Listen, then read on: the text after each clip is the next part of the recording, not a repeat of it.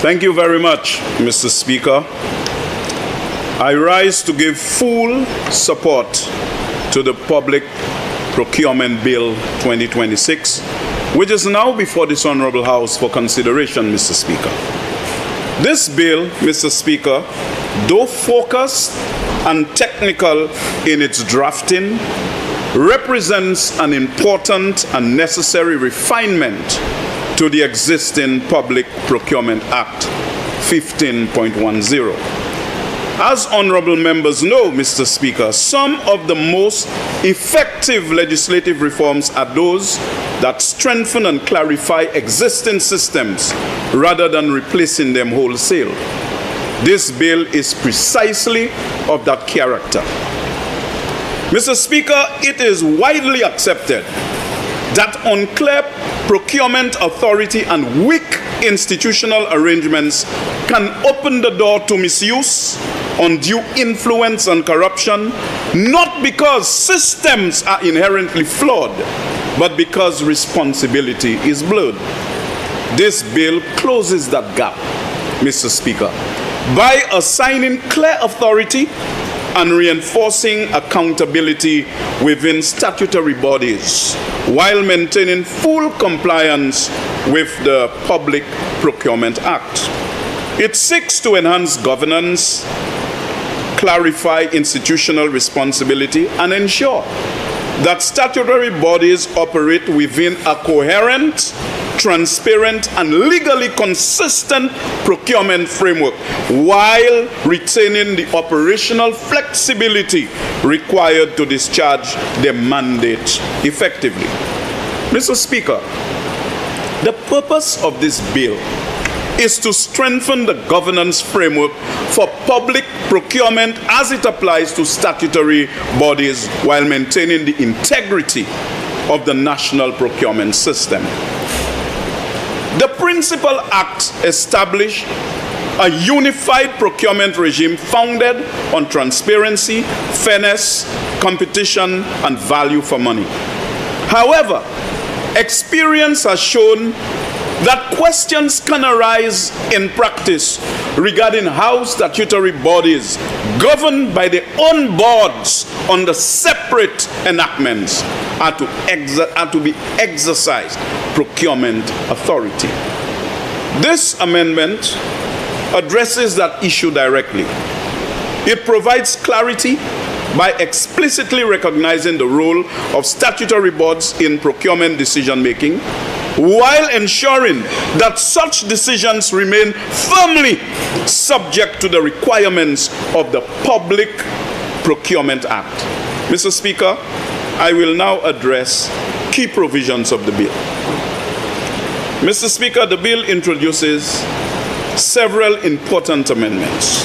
First, it amends the interpretation section of the Act by aligning the definition of accounting officer with the Public Finance Management Act. This promotes legislative consistency across the public financial management framework and ensures a harmonized approach to accountability. Second, the bill refines the definition of board to clearly distinguish between the Central Public Procurement Board and the boards of statutory bodies established under their respective enactments. It also formally introduces a definition of statutory body, again by reference to the Public Finance Management Act. Third, and most significantly, Mr. Speaker, the bill inserts a new Part 5 into the Principal Act, dedicated specifically to statutory bodies.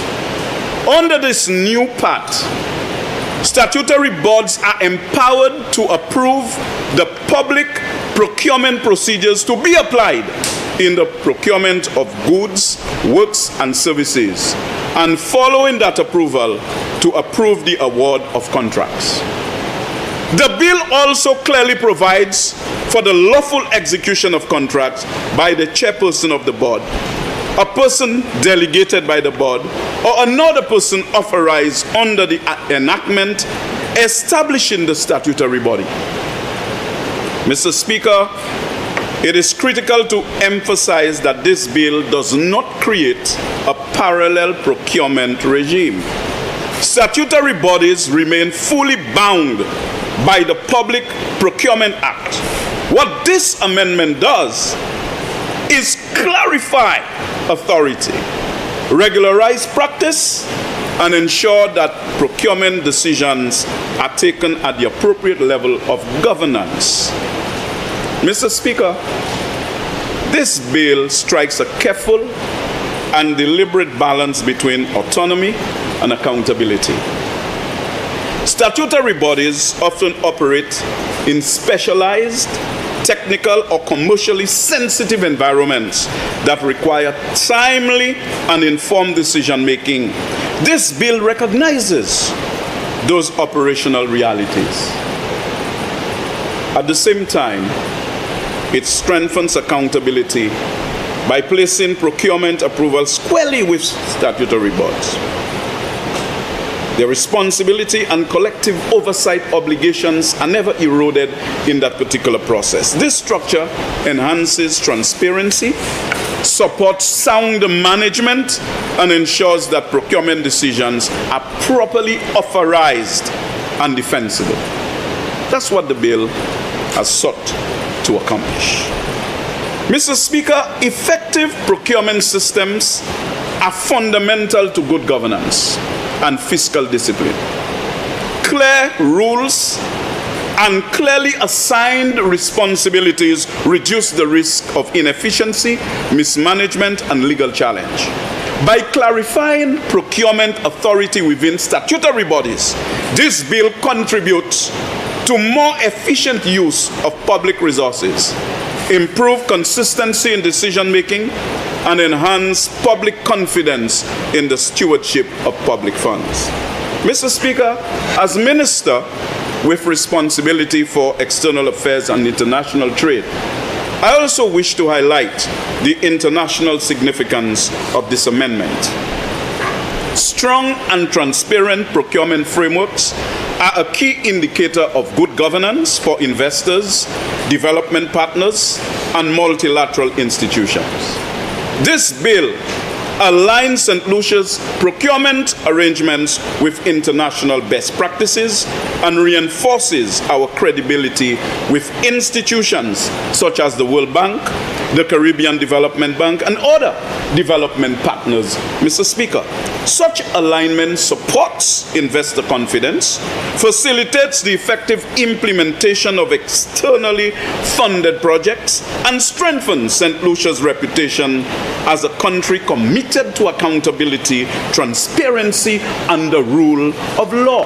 Mr. Speaker, so as I prepare to take my brief intervention to a logical conclusion, Mr. Speaker, I wish to accentuate that the Public Procurement Amendment Bill 2026 represents a prudent, measured, and well-considered reform.